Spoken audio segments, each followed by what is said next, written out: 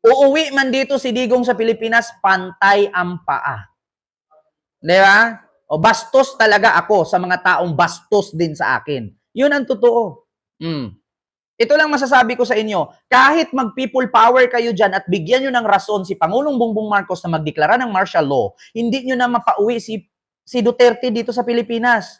Kahit magtatambling-tambling tayo ngayon, kahit makipagpustahan kayo ngayon, kahit magpatayan kayo dyan sa kalye, kahit magwarla kayo dyan, kahit magbumbahan kayo dyan, kahit sugurin nyo ang Malacanang, hindi nyo na maipabalik si Duterte sa Pilipinas. Sa tingin ninyo, pag natanggal ninyo si Marcos sa Malacanang, sa tingin ninyo, pag napalayas ang Marcos family sa Malacanang, makakabalik si Duterte, wala pa rin jurisdiction ang Pilipinas na pabalikin si Duterte sa Pilipinas. Bakit? Batas ng Netherlands ang masusunod, hindi batas ninyong mga DDS.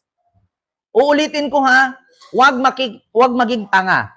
Kahit magsirko balintong kayo dyan, kahit magtatambling-tambling kayo dyan, kahit palumuhod ka mula sa bahay ninyo papunta sa Quiapo, mapudpod ang tuhod mo, kahit maubos ang boses mo, kahit mapanot ka, makalbo ka, mabulag ka, mabungi ka, hindi na mapauwi si Duterte sa Pilipinas. So anong ginagawa ninyong pagrarally? Sa tingin ninyo, magrarally kayo, guluhin ninyo ang Pilipinas, may rason pa na magdeklara ng martial law si Marcos. Pag nagdeklara ng martial law si Marcos, hindi nyo na magawang mag-rally pa. Bakit? Ang sasalubong sa inyo, batuta, armas, tear gas, or water cannon. Yan ang sasalubong sa inyo. Kahit magsirko balintong kayo, hindi nyo na mabalik si Digong. Si Sara Duterte nga, hindi niya kayang ibalik ang ama niya. Kayo pa kaya? Walang saysay. Anong kapangyarihan ng rally ninyo para mapabalik si Digong sa Pilipinas? Walang ganun. Sadyang bobo lang talaga kayo mga DDS. Yan ang katotohanan. Tanggapin nyo na. Kahit magtatambling-tambling kayo, kahit mag-finger kayo, gamit ninyo dildo na gumagalaw, na merong battery at remote, hindi na makauwi si Digong. Kahit mag-bonfire kayo sa gitna ng Mindiola, kahit magpatayo kayo ng mansyon sa gitna ng kalsada, kahit girahin nyo ang Malacanang, pulbusin nyo ang Malacanang, hindi na maibalik si Digong sa Pilipinas. Uulitin ko, mamatay na lang kayo sa pinaglalaban ninyo, si Digong uuwi sa Pilipinas, straight ang paa. Yun ang totoo. Hindi nyo pa ba naintindihan? Mamatay na lang kayo sa kakasigaw ninyo, puputok ang ugat sa litig ninyo, mauuhaw kayo, matutuyo ang bunganga ninyo, maubusan kayong gas sa kakarali ninyo, straight ang paa ni Digong nang uuwi sa Pilipinas. Ibig sabihin nun, patay lang siya, makakauwi. Hanggat buhay si Digong humihinga at magdrama na I am Rodrigo Roa Duterte, hanggat kaya niyang magdrama, hindi siya makauwi sa Pilipinas. Tandaan niyo yan. From me.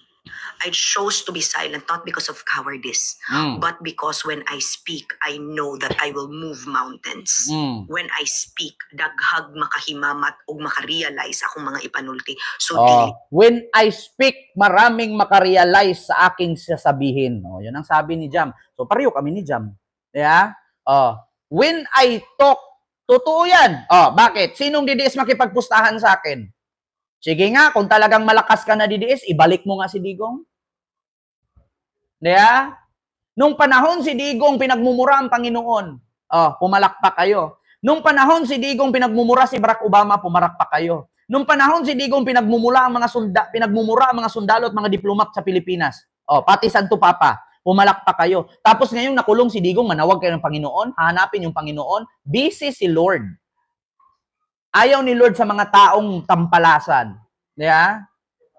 Nung pumatay si Digong ng 30,000, palakpak kayo. Ngayon, nahinanap ng mga pamilya nung pinatay. Yeah? So umiiyak-iyak kay Digong, pero yung 30,000, hindi kayo umiyak.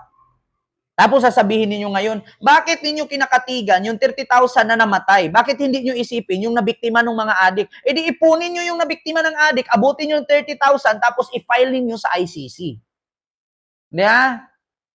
Kasi tinatanong ako bakit mo pinapanigan ang 30,000 ka-adik na namatay? Bakit hindi mo papanigan yung mga nabiktima sa adik? E di ipunin nyo yung nabiktima at i-file ninyo ng kaso sa ICC at hanapin ninyo kung sino ang kakasuhan ninyo. Di ba? Kasi si Trillanes, si Laila de Lima, final nila ang kaso doon Kasi may namatay, may biktima. E di ngayon, yung mga nabiktima nung namatay, hanapin ninyo, ipunin ninyo, mag-rally kayo, tas i-file nyo doon. Para matama ang due process. Ay, kung walang biktima, hindi abot 30,000, hindi kayo mananalo. Real talk, di ba? So, yun, ang kay Jam Magno. O, klarong-klaro, mga kababayan, di ba? So, dito tayo. Dito tayo kay sinong sunod? Basti Duterte. Dito tayo kay Basti Duterte. Basta kriminal, iligpit yan. O kaya nga, si Digong pumatay ng 30,000, kriminal, iligpit yan. Tama naman. Basta kriminal, iligpit. Ano ba ginawa kay Digong? Di ba niligpit siya ngayon? Pero dinaan sa due process. Hahayaan siyang mamatay dun sa hirap. Hindi naman kasi kriminal ang ICC. Kasi kung ang ICC at si Pangulong Bongbong Marcos pareho lang utak ni Digong, hindi abot si Digong ng ganyang edad. Nung pagbaba pa lang niya sa posisyon, pinalo na ng bakal yan, matay na yan. Dito tayo kay Basti Duterte. To PBBM.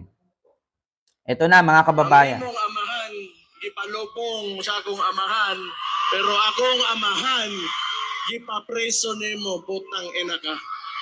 Sa mga hindi nakaintindi, sabi ni Basti, ang akong amahan, gipalubong ang imong amahan, pero ang akong amahan, gipapriso nimo, putang ina ka. In Tagalog, ang ama mo pinalibing ng ama ko, pero yung ama ko pinakulong mo, putang ina ka.